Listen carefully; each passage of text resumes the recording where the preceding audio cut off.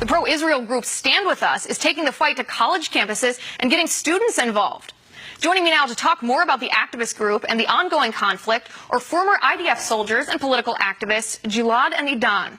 Thank you both for joining me. Hi, thank you. Thank you, Liz, for having us. All right, tell me a little bit about the mission of Stand With Us.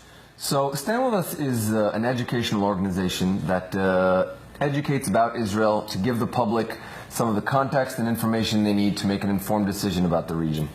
All right, and you take that around to college campuses, as I mentioned in the intro. And are you talking to large groups, small groups, individuals? Tell me a little bit about what that looks like. Well, it depends. I mean, we're talking to high school students. So when we get to high school, we speak to a full class, which is roughly about 40 people in a class. And we haven't got to campuses yet, but when we get to campuses, we'll be speaking to students. They might be a little less than that. But we also speak in communities, in churches, mega churches as well.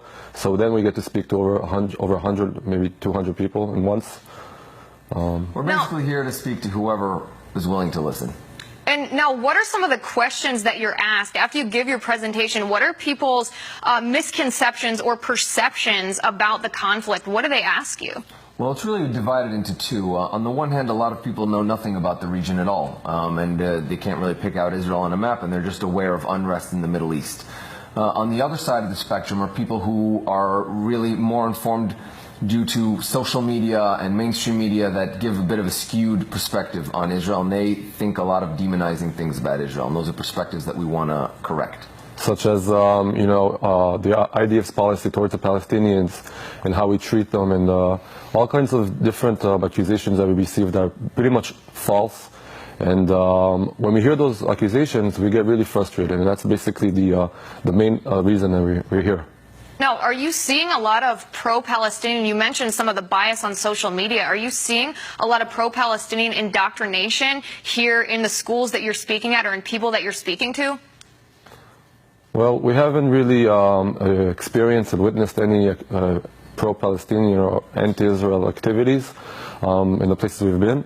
But if we do, we know how to, we'll know how to react and behave appropriately, and try to show the full picture, and hopefully, the other side that shows the half of the picture will probably understand things in a different way, and hopefully get a better perspective of what really goes on in Israel. We're sad to see sometimes that the default, even for people who are less informed about the region, is a negative opinion about Israel, and we're hoping to correct that. All right, Gilad, let's do that now, what Edan just said. Let's talk about some of your experience, what it's like living over there, what it was like for you to serve in the IDF, and how that's shaped, obviously, your own view of the region, but how you can share that experience to shape people's views here. Well, some of you might know that in Israel there's a mandatory draft. Men go in for 3 years to the army, women go in for 2. And as a teenager in Israel, it was very important for me to do something meaningful with my service.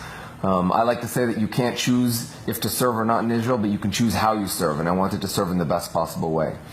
When I was in the army, I was in combat and in intelligence, and I came across a lot of very difficult situations, where on the one hand we had to act immediately and with force in order to stop a terrorist threat, but on the other hand we also had to act in the right way to minimize the discomfort for civilians, Palestinian civilians, in our theater of operations. So to learn to live on that balance, to walk that line, has been really a formative experience, I think, for myself and for any IDF soldier, really. And, right. In Israel, like I said, we can't choose to fight, but we can choose how we fight.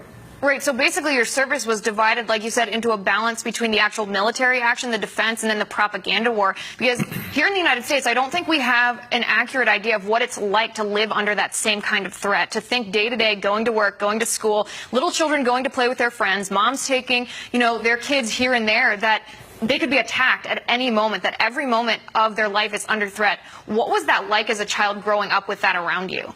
It's sad to say, but actually we basically get used to that reality. And we get used to living in such a, hostile environment where we don't get too excited of all kinds of terror attacks we hear about. It just seems like it's like another random thing that goes on. And whenever there's a slight escalation in the region, we actually get much closer. We become much more like a family, the whole country, and it gets us much closer together. And I guess it's tough to cope with, but we don't have any other options. Right, you don't have any other options. I want to talk about a specific incident that just happened this past Sunday in which 5 Palestinians tried to attack in the West Bank, Jerusalem. They were killed and one other was critically wounded. Give me an idea of what this would have been like from your perspective as a former IDF soldier. Was this attack detected? Was it mitigated? How does this go down when something like this occurs? Well, I can tell you as an intelligence officer that a lot of these attacks are perpetrated by what we call lone wolves. And that's somebody who, through the incitement and the indoctrination, wakes up one morning and decides that he's going to go murder Israelis. And it's very, very hard to catch that in intelligence. It's very, very hard to get that indication before it happens. And where does that come from? So, we deal with a very small percentage of the same thing here in the United States, the homegrown terrorists, the lone wolves. Most of the time here it's because someone was radicalized. Where does that propaganda come from in cases like this in Israel? Well, we see a lot of indoctrination and incitement from the Palestinian Authority daily. We heard just a few months ago Mahmoud Abbas saying that he welcomes every drop of blood spilt in Jerusalem. Now, Edan, what can we in the United States, what can we do that we may not understand right now? What can we do to help Israel that President Obama is not currently doing? Well, we're not really here to get involved in American politics, but I think that improving the public opinion regarding the situation here, understanding our side, our point of view, and not only the other side's point of view, and it should come from if you can say from the leadership and up to every single individual itself.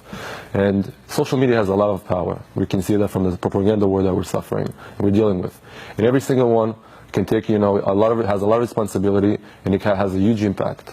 And raising public opinion regarding the situation and this reality that we're dealing with on a daily basis can dramatically improve our situation. I think also in the international theater that hate against Israel needs to be called out. And when we see things like marking Israeli products in the European Union or BDS resolutions, I think these things need to be called out and identified as hate speech. Now, we're almost out of time for the segment, but if there was one thing that you two could say to the American people about Israel, what would it be? I would say that every soldier and Israeli citizen knows that we have a staunch friend in the United States, no matter who is in office, and that we cherish that friendship. And we think that as a nation, we look at Americans as one of our best allies, our best friends, and it's a bond that goes back a long time ago, and it's so strong that we know that without your help, without America's assistance, we won't be where we are right now today. Absolutely. And so we are your best ally, Gilad.